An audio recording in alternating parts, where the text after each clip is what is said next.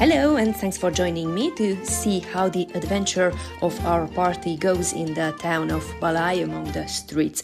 So where we left off, they went to an inn, rest, and they recovered some of their life points. So John is not fully healthy, but Tim, Sarah and Lillian, they are on full health, and Sarah recovered a healing ability too, so I think they are ready to continue the exploration. So the fourth building, building number 4, was the inn where they stayed, and as the rule says, each morning roll 2d6. And this is what we will do before leaving the inn, and we have to roll for a shop twist too. The result is 4, meaning roll on a shop table tavern rumors. Okay, let's look for the tavern rumors table. Here it is a D66 table. And it says tick the box when you get roll a given rumor. If the box was not ticked, you may attempt a search roll to discover if the rumor was true. Okay, first of all, let's see the rumor. Number 35. A foreign trader. She ruffles her pink feathers. There's a revolution in the Tory Isle. Shittle's faithful rise against the decadent king.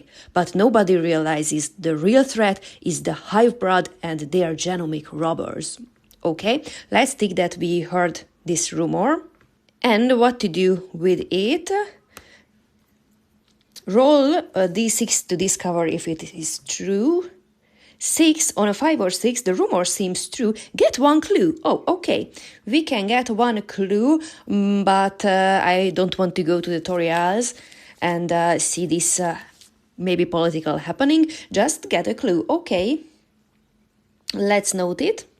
I think Tim is the one hearing this rumor, so let's track the clues. This I is the part where we can count it, so this is a clue for Tim and for the whole party. And it is time to leave the inn. I assume they had a little breakfast, and we, as leaving a shop, have to roll if we find a shop twist. 5, okay, no shop twists. So as the shop table says, shop twists on a d6 roll of 1, 2, 3, so 5 is nothing. And we can continue exploring this street. I think we have 2 options, turning right and going deeper in the city, but there are more doors, and it leads to this canal area on the south where we have basically a dead end. So I think this southern part is what we will explore today. Let's move to building number 5, which will be this building, and as you can see, I changed a bit on the font type of the numbers. So that's where we move and roll on the shop table. What kind of shop is this? 2d6. Result number 9. It is a shop. Let's roll the d8. What type of shop is here? 7. A service. Here is the services table. 2d6 again. Number 6, inn and tavern. Okay, it's another inn or tavern. I don't think we want to stay. Let's see the services, which is a d6. Number 4, a minstrel is here. Okay, let's just note that we found another inn, or let's make it a tavern, and we can move on. Let's see if there is a shop twist leaving this building. 2, yes, a shop twist, so go to the shop twist table. And 3d6. It is 6, sharp wit. See entry 14 from the Book of Secrets. Option, you may activate the plot twist of a random faction instead. Okay, we don't play with factions, or at least not yet. So let's see entry 14 from the Book of Secrets. Here it is, so the beginning of the book is all full of secrets. The 14th one is vampirish. The shop owner is a vampire, or think they are. Just as the last customer exits, they jump at you with a 1 to 4 in 6 chance of surprise. Their actual nature depends on your HCL. Okay, so first of all, let's see this chance. 3, so this kind of vampire jumped to the party in surprise, and HCL 1 to 5, yes. it is a deluded fool. HCL plus 2 boss, a human one. HCL plus 2 life, maximum 6. 2 attacks, morale plus 2, and it has a town treasure. So let's play this. So as the party tries to leave this tavern without buying anything because they were just having the breakfast at the inn, this deluded fool jumps to the party, surprising them. They didn't think that the owner or the bartender maybe is a vampire, or at least he thinks he is a vampire. Here is this deluded fool with level 5 and 5 life points. This is the HCL plus 2 result. And we can start defending. Oh, how to do it? Let's see. We have a ranged attack option with Lillian. So the vampire starts to approaching our party. And before they can surprise us, Lillian shoots. 6, great, an exploding roll, plus 2 is 8, plus 2 for the level is 10, and it is enough for 2 life points. Yes, it will have 3 life points. Okay, now this deluded fool is a little bit weaker when it makes the 2 attacks. I think as we start to leave this tavern, Sarah and Lillian are the ones closest to him, so they will be the ones doing the defense roll. First is Sarah, second is Lillian. 2 and 5. 5 plus the light armor is surely enough for Lillian. Yeah, but Sarah is losing a life point. Now she has 6 life points still. And it is our turn to attack. Let's see John's attack. The first attack with the melee sword. 2 plus 3 for the level plus tier with the sword is enough. It's 6. So 2 life points left. And morale roll with a plus 2 bonus. 4. Okay, with the bonus it's enough. So this deluded fool really thinks that he's a vampire and able to defeat our party. Now, Tim's attack with his sword. Okay, maybe Tim also thinks that this fool is really a vampire. Let's see Sarah's attack. 4 plus half of level. Actually, it's not a vampire, so the undead bonus is not working in this case, but still it is enough for 1 life point. And with the last life point, Lillian switched to the sword. Let's see. 4 plus level, it's enough, so that was it. This deluded fool. And actually, it was a boss, as the text says. Yes, HCL plus 2 boss, so we have a chance for a level up.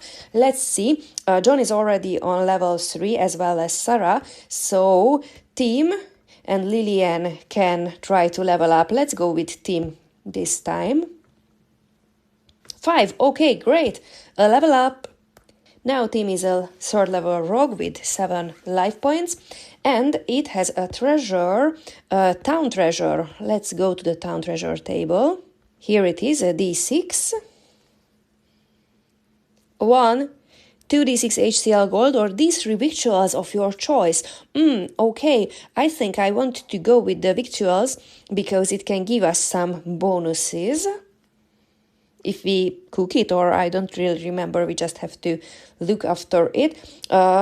2, meaning 1 victual is what we found, and it fits to the tavern theme. And I want to go to the zillion sub-tables because I remember there is a table for this. Here it is, the victuals sub-table, and it is a D6. No, it is a D66. There is a typo here. Result 34. It is a vegan Mikitia de loin. Okay, let's just note that this is a victual, and maybe later on the day we can use it. Okay, it was the twist, this vampire thing, and after defeating the felon, gain 1 clue. So we have another clue, just beginning of this game and already 2 clues collected. Okay, let's see the next building, which will be building number 6. There is a door between building number 5 and 6. I'm not sure if we are going back to the street. Let's just go back. It's easier to track. Here it is. And let's see what is the shop type of building number 6. Here is the shop table. Let's roll. 11, a noble's hostel. Okay, it is inaccessible, so anyway, maybe the party saw the door in the back of the tavern and they tried to enter it, but it was closed, and they don't want to pick the lock in this environment after defeating this so-called vampire. So they went to the street, and as they approached the next building, they saw that there is maybe a sign of a family on the door, so they realized that this is a noble's hostel, and that's why the doors are closed. Let's just note it. And we can move on to the next building. Before going up on the stairs to this terrace above the canal, there is a building on the opposite side of the street, so I think we should check that one first. This will be building number 7. And in the 7th building, we find a shop. Let's see what type of shop is this. Oh, just 1d8. Okay, it is a services again. 2d6 for seeing what type of services. Number 4. Oh, it is a bank. Roll a d6. Okay. 4.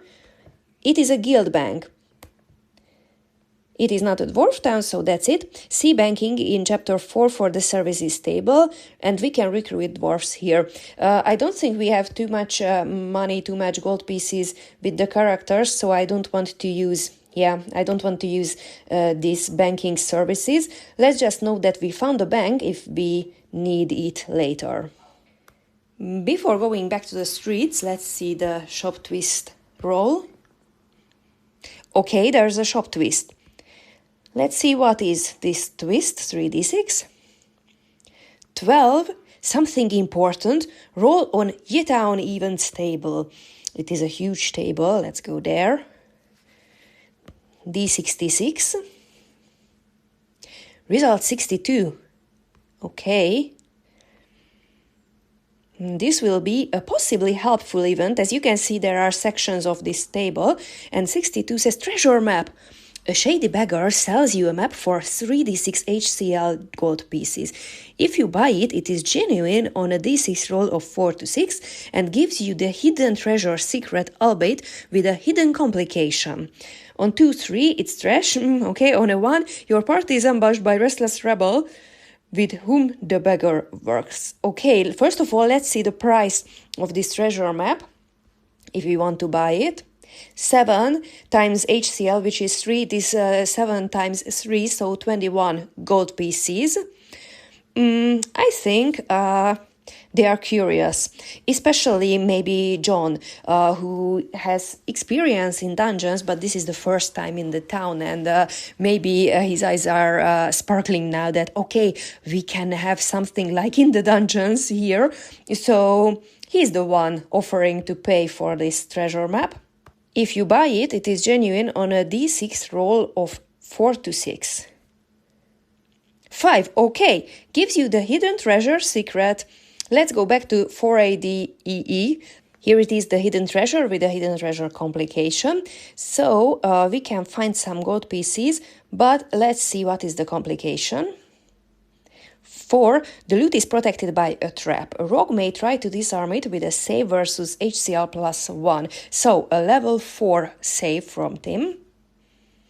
6, okay. The beggar sold them this map, leading them maybe back to the street, and as it was a twist, it leads them back to the street, and there is a loose brick where they can find some gold pieces, and John is excited to find the gold, but Tim stops him because he realizes there's a trap. Disarm the trap quickly, and let's see how many gold pieces are there. 2d6 plus HCL, it is 11 times 6, so it is 66 gold pieces. Great. And John tries to offer some gold to the others, but they say that he was the brave one, paying 21 gold pieces for the map, so let's take all the 66 gold pieces for him. It was a great twist. Let's see where to go next. Yes, as we are going back to the streets and up on these stairs, there is a B-. It is a beggar icon. The beggars played for D3 times your party's HCL in gold pieces. If you refuse them alms, roll a 2 in 6 chance their reaction changes to pickpocket. I'm okay with giving them a few coins because it's really just a few coins as the HCL is 3, so D3 is 2, 2 times 3, it is 6 gold pieces. Optionally roll on the set beggar story sub-table in the zillion tables. Beggars will not attack if you refuse them, but will offend you with full language. And I don't want to assault the beggars. Yeah, that's it. Okay, we will hear the sad beggar story in a second. Just note that we gave him 6 gold pieces. I think Sarah, she will be the one giving the 6 gold pieces. Now 54 is left. And let's go to this table. What is it? Sad beggar story sub-table. Here it is. It is a D6. And number 4 says that this beggar is disinherited by wicked in-laws. Okay, and we can spend 1 clue to determine if the story is true. But what to do even if it's true? Okay, we just heard this story just a few seconds while Sarah was looking for the 6 gold pieces. That's all, this B- icon, this beggar on the terrace, let's call it a terrace. And there is an entertainer and there is a star icon too. Let's see what the star icon means. It is under the special icon title. These squares are marked with star icons. The first time you enter this square, roll on Y-Town events table. Cross off the icon on the map afterwards and write a question mark instead. The next time your party enters this square, roll on the random icon table and mark its new letter on the map. This letter counts as the icon's value in the future, including for purposes of turmoil and the like. Okay, so as the party moves up the stairs, giving some gold to this beggar. They see an entrance by the end of the terrace, behind entertainers, and they see something else in the corner of the terrace, right by the canals. And now I'm curious, what is it? So first they move toward this unknown event, and let's roll on the Y-Town events table. D66, 22, it is in the disaster section, famine. Several shortages drive the town to havoc. Replace all letter map icons except guards by beggars. Replace all random vermin by feasters below, menacing monsters table. Food costs 10 times more. Characters with food will be attacked by all beggars met unless they are bribed with 1 food each. The beggars stop fighting the moment they get 1 food. Characters at 0 life will be left unconscious, except for halflings who will be eaten. An insurrection occurs the next day. This event stops when 50 HCL food is offered at the Temple of Grokar. You can build a chapel for this purpose. Okay, so this is the event. I think after giving the 6 golds to the beggar, there is another beggar where the star showed, and there's another one immediately as the entertainers switch to beggars, and actually all the other letters except guards will be beggars from this point. And they tell us that, yes, when we arrived yesterday, there was a fair, but for this fair, where we met all the entertainers, the belly dancers, they used all the rations, all the food left in this area of the town, and that's maybe the reason why we have met so many pickpockets too, because everybody in the city or the town started to collect coins to prepare for buying foods immediately as they can, and as the food's now 10 times more to buy, it makes sense that all the poor people started pickpocketing.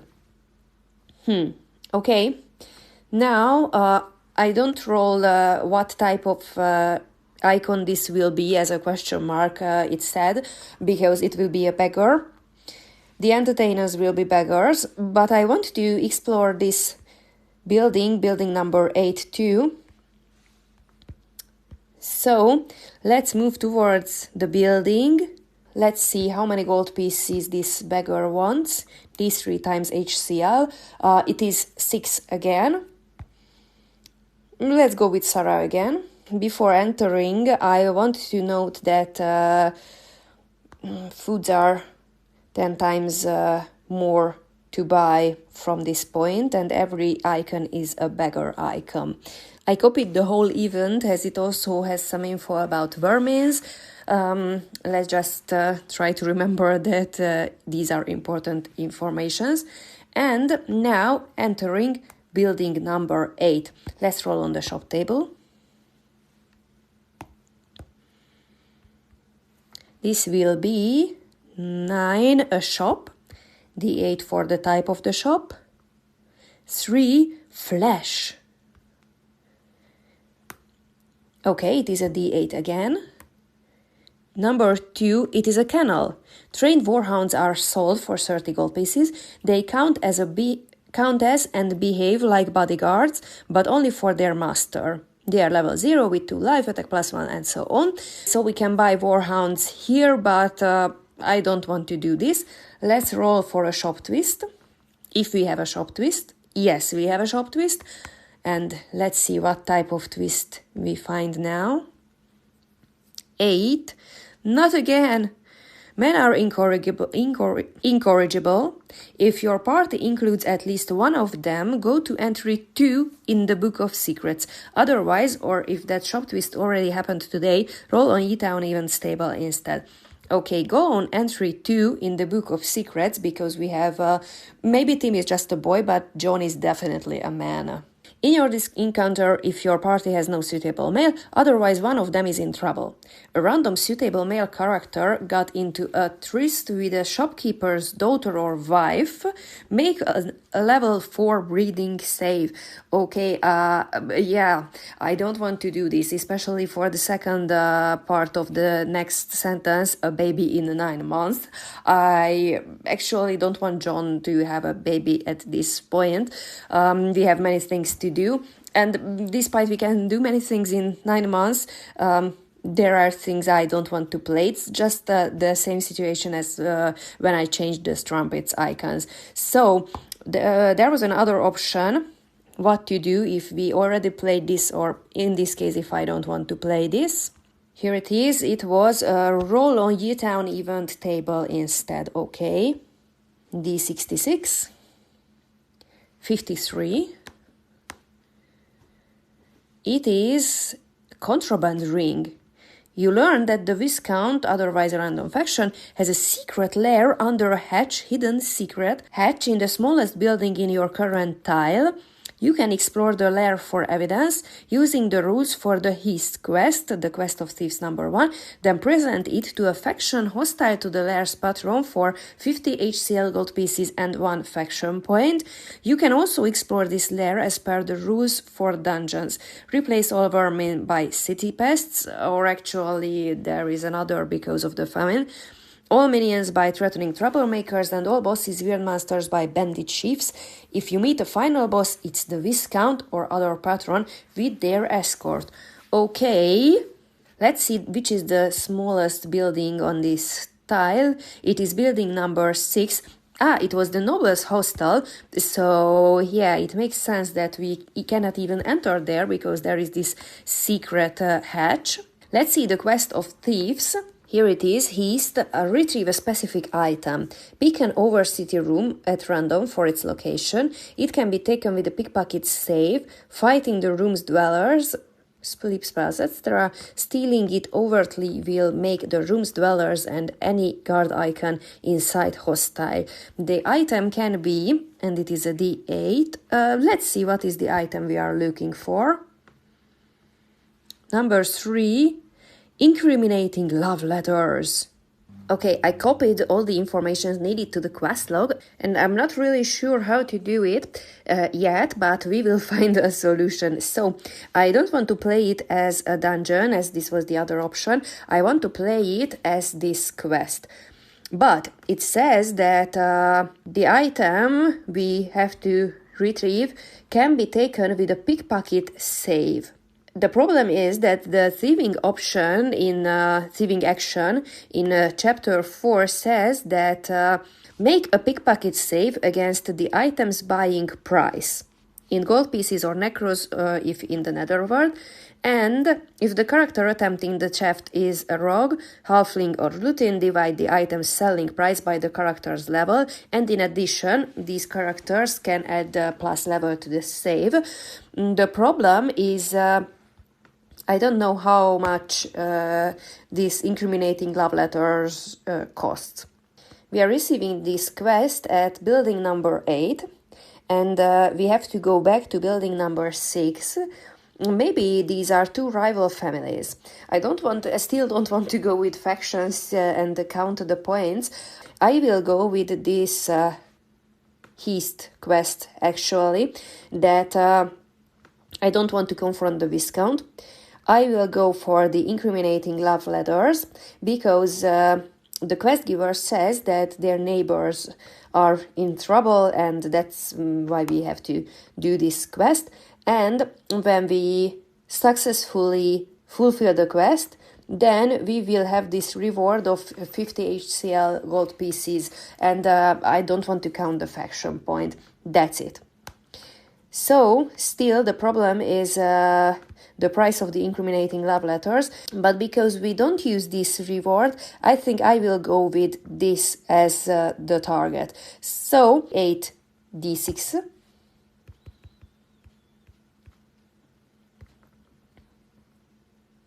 $29 times HCL, which is 3, but rules say that a rogue, and we have Tim, can divide the item selling price by the character's level, which is actually 3 now after the level up, so it will be 29 again. Oh, and we have to roll a pickpocket save against 29. It means that we have to roll a series of exploding rolls if we want to pickpocket this letter. Okay, now that we understand what we should do, I just want to note this quest, but not try to do this time. Actually, here are some problems with pickpocketing. The failed pickpocket save causes not just the hostility, but a thief keyword, and if the fight ends with the shopkeeper's death, also tick a box with the murderer keyword. So I think Tim realizes that this is almost an impossible challenge for him, even after the level up, and we just note the option. That's it. So here is the quest, and we may try to do it later, I'm not sure at all. And the quest giver is the owner of the canal, as originally it was a canal, but the twist made us read so many things. So let's just note that it was a canal, and we can move back to the street where we find the same beggar.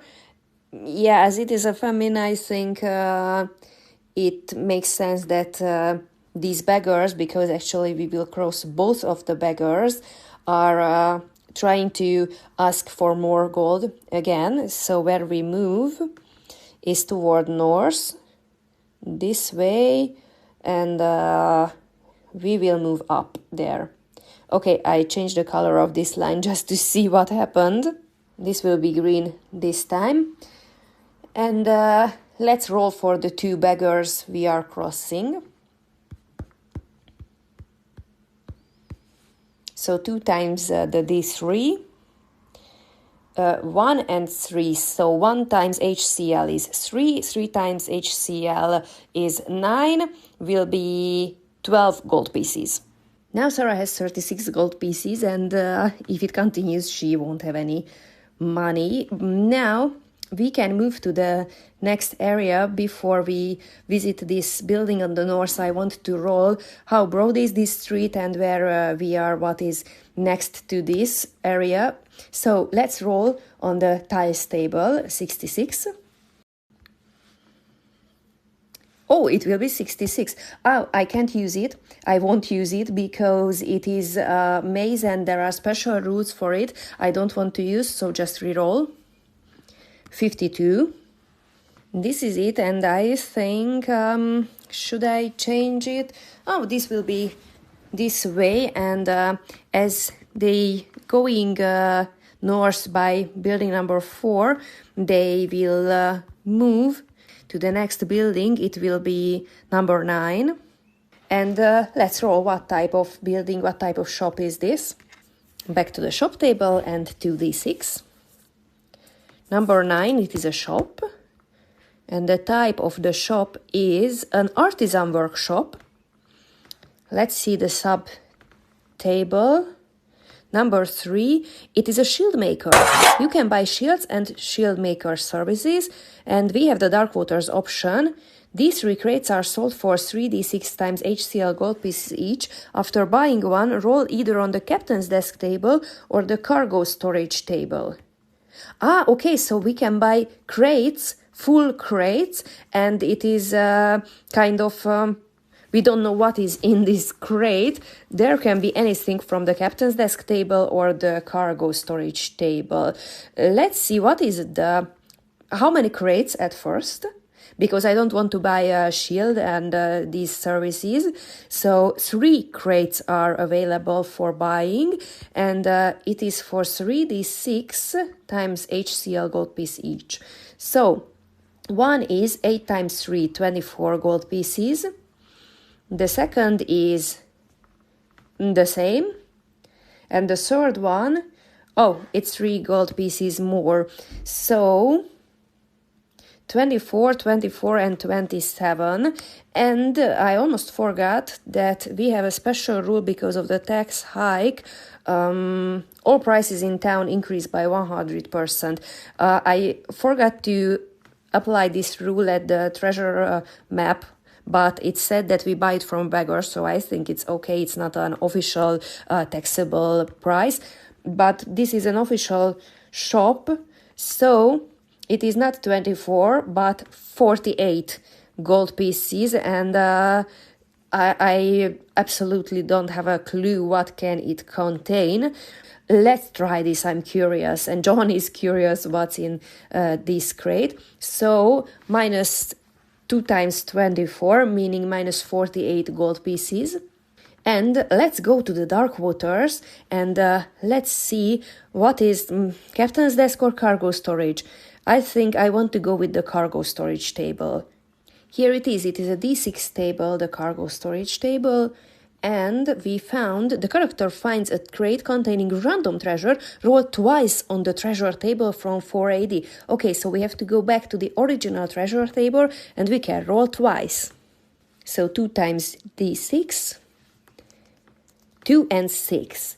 2 will be 2d6 gold pieces and the 6 is a magic treasure. Okay, I think maybe it was a good buy.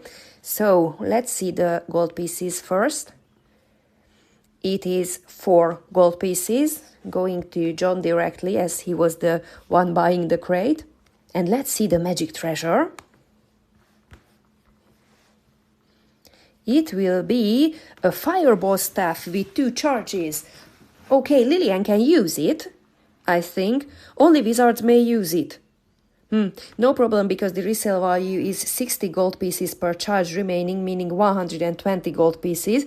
So it is absolutely worthy if we count the price of the original crate. Okay, so a fireball staff can be sold for 120 gold pieces. Now we just have to find someone who buys magical stuff. Okay, it was an interesting shop, the shield maker, or what was its official name? This was the building number 9, and let's see the shop twist roll. No shop twists. Okay, where to move next? The only way we can move is towards north, and there is a crossing, and I cannot see what is on the other side. So here we are, and I want to roll for the tile north from here, and maybe the tile right of that one to see what is really this crossing. So a D66 tile roll. It will be tile 23. This is it. So it is a broad street to the left with some lower areas here and there. And let's see the tile right from this. The D66 roll is 34. This is this one, so another really broad street towards right. It is kind of a square in the middle with many beggars, many icons, and no guards icon, so really beggars here and there. Now maybe as we are moving towards the center of the town, there are broader alleys, and where to move? There is this building right here.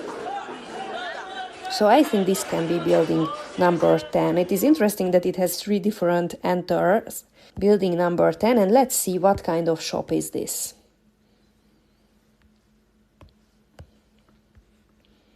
It will be an ambush. Roll on the NPC threatening troublemaker table. A D8 roll. Number 4. Roll on the NPC restless rebel table. Another D8. Number 1. D3 plus 2 times HCL Azinin archers. Level 3 minions, okay, with moral -1. They shoot once before melee starts. The archers attack from a distance. -1 to defense rolls. You can either shoot back or charge in. The party must spend these 3 turns to charge in and cannot attack on those turns. In melee, archers fight with knives, +1 to defense. On a d6 roll of 1, 2, they have a lieutenant. A boss, okay. Let's see, on a d6 roll of 1, 2. No, okay, so they are alone, these archers, and they have a reaction table. Let's see their reaction. Number 5, oh, bully. Okay, let's see how many archers are here. 2, because of the D3, plus 2 times HCL, it is 2 times 3, so 8 in total. Let's note that these are 8 archers, and they are level 3, so let's see the bully reaction. It is the same as we meet a bully on the streets, so pick a character to make a bullying save against the bully's level each time you enter their square, or actually in this building in this case. This character makes a save for the entire group. Okay, barbarians have a bonus. We don't have these skills. So as no one has any bonuses, anybody can do this save. So they enter to this building. John is leading the marching order, so he steps in. And when the others arrive too, the door is shut behind them. And seeing these archers holding their bows, and they ask for money, as if the save fails, the entire party must pay or flee or fight them. So let's try to save versus these bullies. So John's roll. 6. And we have to save against the bully's level, which was 3. So John immediately, with full confidence, shut down these bullies, these archers, and saved the whole party. If the save succeeds, the entire party can pass unharmed this time. Okay, so these were just bullies and we can leave the building. Let's roll for shop twist. 5, no shop twists. Okay, we succeeded this encounter, which was not a fight, but still a minor foe encounter. So now it was the 10th one.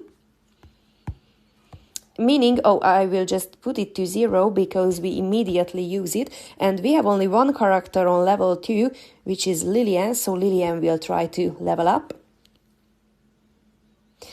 And I use a house rule to have to roll over and not equal and equal or over. So Lillian stays on level 2. Okay, maybe next time. Let's note that these were bullies and John saved successfully, so we can move to the next building. And which one will it be? I think maybe we should explore the southern part of this town first. So I think they moved through the building and leave on the southern door and immediately go back to the next building. So it will be building number 11. And let's roll. What type of building is this? 2d6. 4, a guard post. d6 plus 1 plus 2 times HCL. Oh, okay. Town guards, minions, level 3. They have a town treasure -2. But roll a d6 who these guards are. Number 5, they have no faction. Okay, they are just average city guards. And let's see their reaction. Number 5, bribe, d6 gold piece each. Those who refuse are attacked for capture. We don't want to go to jail, so we will pay. Let's see how many guards are here. d6 is 4, plus 1 is 5, plus 6 is 11. Okay, 11 town guards in a guard post. Let's note it. Here they are. And how to bribe them. d6 gold pieces each. So 11 times... Ew, 1 lucky roll. 11 gold pieces is what we need. And it will be easy to pay them. I think Tim has the most gold pieces now. Yes, so he will be the one pay for this. He still has 57 gold pieces, and this way we can move out freely. Let's roll if we have a shop twist here.